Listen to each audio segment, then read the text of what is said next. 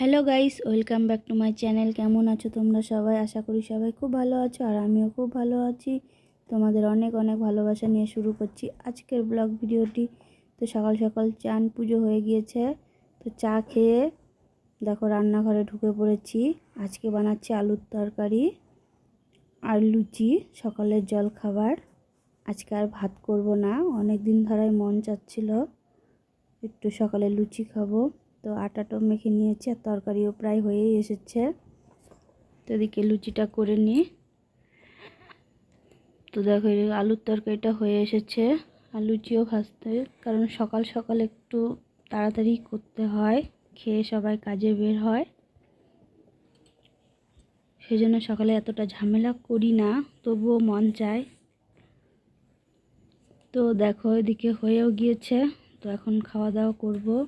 আর কয়টা ভেন্ডি ভেজে নিচ্ছি, কারণ শাশুড়ি হচ্ছে আলুর তরকারি খাবে না, সেই জন্য।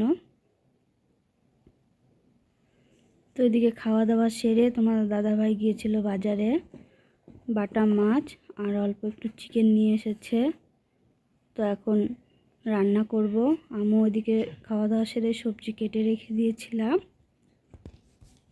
তারপরে কিছু কাজ ছিল ওগুলো সেরে নিয়েছি। তো এখন রান্নাগুলো করে নিব। তো মাছগুলো দিয়ে একটু ঝোল রান্না করব পাতলা করে, আর চিকেনটা রান্না করে নিব। তো এদিকে রান্নাও বসিয়ে দিয়েছি, বেগুন ভাজা মাছ ভাজা দুদিকে বসিয়ে দিয়েছি। তারপরে দেখো এদিকে রান্না টান্না কমপ্লিট করে তখন খাওয়া দাওয়া করব।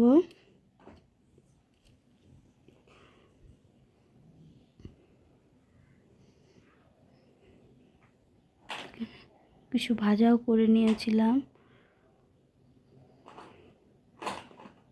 তারপরে দেখি খাওয়া দাওয়া সেরে একটা শর্টস ভিডিও বানিয়েছিলাম এই শাড়িটা পরে। তারপরে ভাবলাম শাড়িটা একটু গুছিয়ে রেখে দিই। তারপরে ঘুমিয়েছিলাম অনেকক্ষণ। আর এদিকে ছেলে কদিন ধরে বাহানা করছিল ছানার বাটি খাওয়ার জন্য। তারপরে তোমাদের দাদাভাই নিয়ে এসে দিয়েছে দুটো ছোট ছোট বাটি।